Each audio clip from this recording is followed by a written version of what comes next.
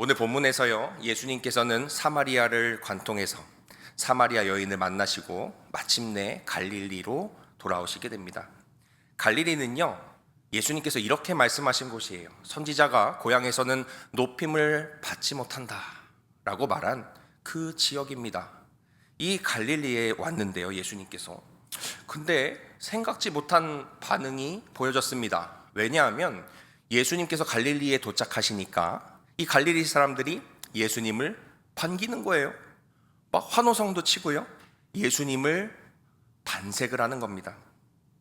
이 표면적으로 보면요, 이 예수님의 사역이 그동안 꽤나 성공적이었던 것 같습니다. 아니, 선지자가 고향에서는 높임을 받지 못한다 그랬는데 이 고향에 왔더니 높임을 받고 있잖아요. 그리고 이 표면적으로 봤을 때는 예수님의 사역이 성공적으로 보입니다. 왜냐하면 예기치 않았던 이 일이 펼쳐졌기 때문입니다.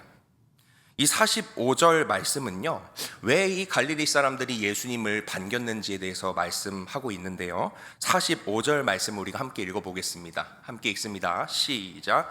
갈릴리에 이르시매 갈릴리인들이 그를 영접하니 이는 자기들도 명절에 갔다가 예수께서 명절 중 예루살렘에서 하신 모든 일을 보았음이더라. 예수님을 반긴 이유가 아주 분명히 적혀 있습니다. 왜 그랬냐면 이 갈릴리 사람들이 예수님이 예루살렘에서 한 일을 봤어요. 수많은 기적을 베푸신 거. 그 모습을요, 고향 사람 예수가 한 일을 다 직접 봤기 때문에 저 사람이 그냥 사람이 아니구나, 기적을 베푸는구나, 이걸 봤기 때문에 예수님을 따르게 된 겁니다. 예수님 자체를 믿은 것이 아니라요, 예수님이 보여주는 표적을 좋아한 것입니다. 예수님을 마치 산타클로스라고 생각을 한 것 같습니다. 이러한 믿음을 가진 사람들은 겉으로는 열정적이어 보입니다. 열심히 있어 보입니다. 그러나 굉장히 불안정한 믿음을 가진 사람입니다. 그 이유는요, 이 믿음이 말씀 위에 서 있지 않기 때문입니다. 경험 위에 서 있기 때문입니다. 물론 믿음은 경험하는 것입니다. 경험을 하지 않은 믿음은 힘이 있을 수가 없습니다. 그러나 그 경험된 믿음이 끝끝내 말씀 위에 서지 않았을 때 그 믿음은 위험한 믿음이 될 수 있습니다. 그 믿음은요, 자아도취적인 믿음이 될 수 있고, 그 믿음은 배타적인, 다른 사람의 믿음을 수용하지 못하는 그러한 믿음이 될 수 있습니다. 이 경험 위에 서 있는 믿음도 굉장히 중요하죠. 하나님께서 우리에게 하나님을 경험하게 해주시는 것 또한 축복입니다. 그것을 통해 이 자리에 앉아 있는 분도 계실 겁니다. 그러나 그것도 중요하지만 이 믿음이 말씀 위에 서지 않았을 때 그 결말은 달라질 수 있다고 성경에서 여러 곳에서 이야기하고 있습니다. 기적이 보이면 환영하지만 기적이 보이지 않으면 하나님을 떠나는 믿음입니다. 기적이 있으면 예수님을 따라가지만 기적이 사라지면 예수님과 멀어지는 믿음이 될 수 있습니다. 저와 여러분의 경험의 믿음이 말씀의 믿음이 되기를 주님의 이름으로 축원합니다. 그런데 이런 분위기 속에서 오늘 한 왕의 신하가 등장합니다.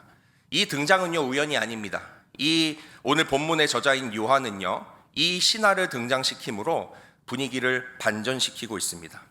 의도적으로 이 신하를 등장시키면서 표적을 요구하는 다수의 믿음과 예수님의 말씀을 신뢰하는 소수의 믿음을, 이 한 사람의 믿음을 대비시키고 있습니다.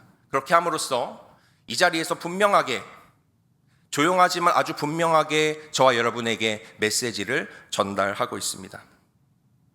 이 신하의 아들은요, 가버나움에 있었고 지금 죽기 직전이었다고 오늘 말씀에 이야기하고 있어요. 그래서 간절한 마음으로 이 아버지가 예수님에게 이야기합니다. 우리 아들을 제발 고쳐달라고. 그 아버지의 마음이 얼마나 간절했겠습니까? 그런데 예수님은 이제 그러한 믿음에 진저리가 나신 것 같습니다. 어떻게 말씀하시는가 보겠습니다. 48절 말씀입니다. 함께 읽습니다. 시작. 예수께서 이르시되 너희는 표적과 기사를 보지 못하면 도무지 믿지 아니하리라. 예수님께서는요, 하리라. 너희들은 말이야, 표적과 기사를 내가 보여주지 않으면 절대 믿지 않을 거야. 이미 많이 당하신 말투입니다. 앞으로 믿지 않을 거래요. 내가 표적을 안 보여주면 너넨 믿지 않아. 너네 믿음은 경험적인 믿음에만 의존하고 있어. 나 예수를 믿는 것이 아니라 내가 베푸는 이적을 믿고 있어. 이렇게 이야기하는 것이죠. 보아야 믿고 경험해야 하나님을 따르는 그 믿음의 한계를 분명하게 짚고 계신 겁니다. 근데요, 이 신하가 물러서지 않습니다. 무안도 했을 텐데 이 아버지의 마음으로 물러서지 않고 뭐라고 이야기하냐면요, 주여, 내 아이가 죽기 전에 오시옵소서. 제 아이가 죽어갑니다. 죽기 전에 내 아이를 살려주십시오. 근데요, 이 예수님께서 결정적인 이야기를 합니다. 오늘 보면 50절 말씀 함께 읽어보겠습니다. 함께 읽습니다. 시작. 예수께서 이르시되 가라, 내 아들이 살아있다 하시니 그 사람이 예수께서 하신 말씀을 믿고 가더니. 아멘. 따라해 볼까요? 믿고 가더니. 믿고 가더니. 여기서 매우 중요한 장면이 나옵니다. 예수님께서는 직접 가시지 않고요, 아무 표적도 보여주시지 않았어요. 그냥 내 아들이 살아있으니 가봐라 라고 이야기했습니다. 이 경험적인 믿음에 의존하는 사람은 그것을 믿기 어려웠을 겁니다. 만약 갔는데 예수님 말씀대로 죽었으면 어떡하지? 뭐 어떻게 믿고 가서 죽었으면 어떡해? 직접 좀 같이 좀 가주시지. 이렇게 생각했을 수도 있습니다. 그런데 이 신하는요, 예수님의 말씀만 의지해서 이미 하나님께서 하신 일을 본 적도 없는데 이 말씀만 의지해서 그 길을 떠납니다. 그 집으로 가는 길에 종들이 이 신하를 보고 달려옵니다. 아들이 살아났습니다. 아들이 살아났습니다. 이렇게 이야기합니다. 할렐루야. 하나님의 말씀대로 이 일이 이루어졌습니다.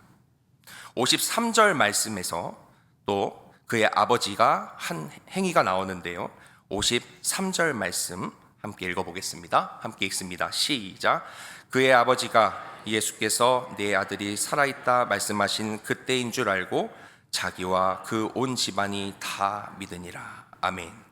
이 아버지가요, 예수님께서 내 아들이 살아있느니라 한 그 시점부터 아들이 낳았다는 사실을 비로소 확인했습니다. 그리고 온 가족에게 가서 전했고, 예수님을 전했고, 그 가족들이 모두 구원받았습니다. 할렐루야. 이 하나님의 역사가 이루어졌습니다. 물론 이 가족들도 앞으로 말씀 위에 서야 하는 숙제가 남아있죠.